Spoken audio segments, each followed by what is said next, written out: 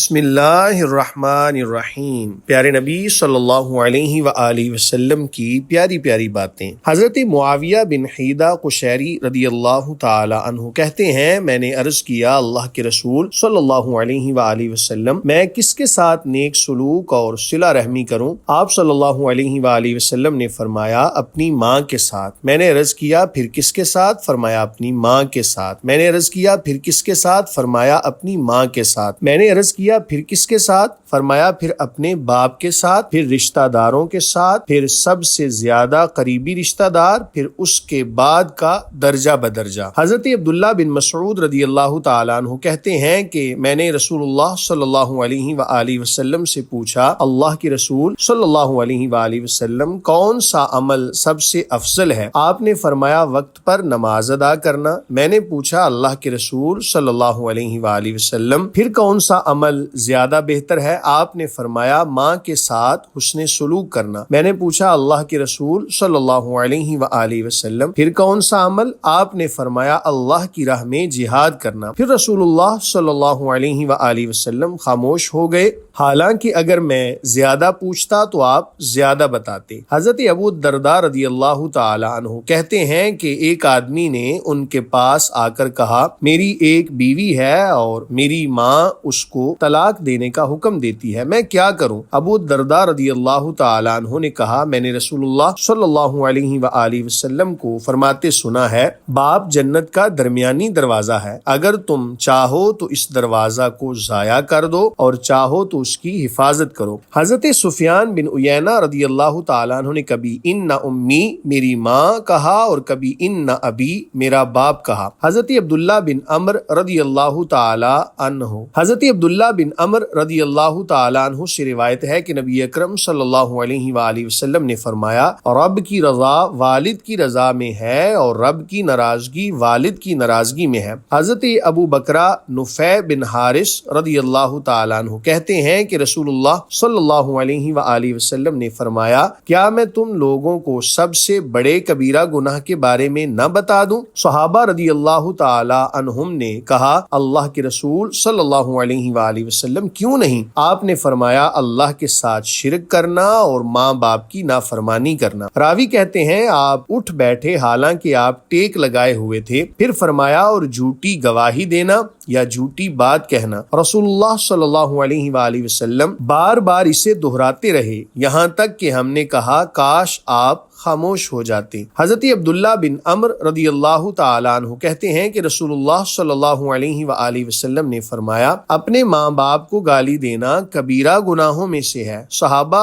رضوان اللہ تعالیٰ علیہم اجمعین نے عرض کیا، اللہ کے رسول صلی اللہ علیہ وآلہ وسلم بھلا کوئی آدمی اپنے ماں باپ کو بھی گالی دے گا؟ آپ صلی اللہ علیہ وآلہ وسلم نے فرمایا، ہاں، وہ کسی کے باپ کو گالی دے گا تو وہ بھی اس کے باپ کو گالی دے گا، اور وہ کسی کی ماں کو گالی دے گا تو وہ بھی اس کی ماں کو گالی دے گا۔ حضرت عبداللہ بن عمر رضی اللہ تعالی عنہما کہتے ہیں کہ میں نے رسول اللہ صلی اللہ علیہ وآلہ وسلم کو فرماتے ہوئے سنا، سب سے بہتر سلوک اور سب سے اچھا برتاؤ یہ ہے کہ آدمی اپنے باپ کے دوستوں کے ساتھ صلہ رحمی کرے۔ حضرت براء بن عازب رضی اللہ تعالیٰ عنہ سے روایت ہے کہ نبی اکرم صلی اللہ علیہ وآلہ وسلم نے فرمایا، خالہ ماں کے درجہ میں ہے۔ حضرت ابو ہریرہ رضی اللہ تعالیٰ عنہ کہتے ہیں کہ رسول اللہ صلی اللہ علیہ وآلہ وسلم نے فرمایا، 3 دعائیں مقبول ہوتی ہیں، ان میں کوئی شک نہیں ہے، مظلوم کی دعا، مسافر کی دعا اور بیٹے کے اوپر باپ کی بد دعا۔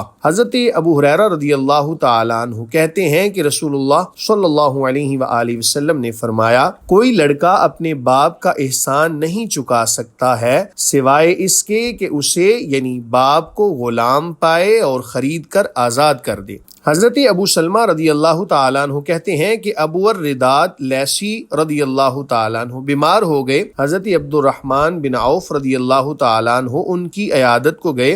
ابو الردا رضی اللہ تعالیٰ عنہ نے کہا، میرے علم کے مطابق ابو محمد یعنی حضرت عبد الرحمن بن عوف رضی اللہ تعالیٰ عنہ لوگوں میں سب سے اچھے اور صلہ رحمی کرنے والے ہیں۔ حضرت عبد الرحمن بن عوف رضی اللہ تعالیٰ عنہ نے کہا، میں نے رسول اللہ صلی اللہ علیہ علیہ وآلہ وسلم کو فرماتے سنا۔ اللہ تبارک و تعالی نے فرمایا، میں اللہ ہوں، میں رحمان ہوں، میں نے رحم یعنی رشتے ناطے کو پیدا کیا ہے اور اس کا نام اپنے نام سے مشتق کر کے رکھا ہے، اس لیے جو اسے جوڑے گا میں اسے اپنی رحمت سے جوڑے رکھوں گا، اور جو اسے کاٹے گا میں بھی اسے اپنی رحمت سے کاٹ دوں گا۔ حضرت عبداللہ بن عمر رضی اللہ تعالیٰ عنہ سے روایت ہے کہ نبی اکرم صلی اللہ علیہ وآلہ وسلم نے فرمایا، صلہ رحمی کرنے والا وہ نہیں ہے جو بدلہ چکائے، بلکہ حقیقی صلہ رحمی کرنے والا وہ ہے جو رشتہ ناتا توڑنے پر بھی صلہ رحمی کرے۔ حضرت جبیر بن مطعم رضی اللہ تعالیٰ عنہ کہتے ہیں کہ رسول اللہ صلی اللہ علیہ وآلہ وسلم نے فرمایا،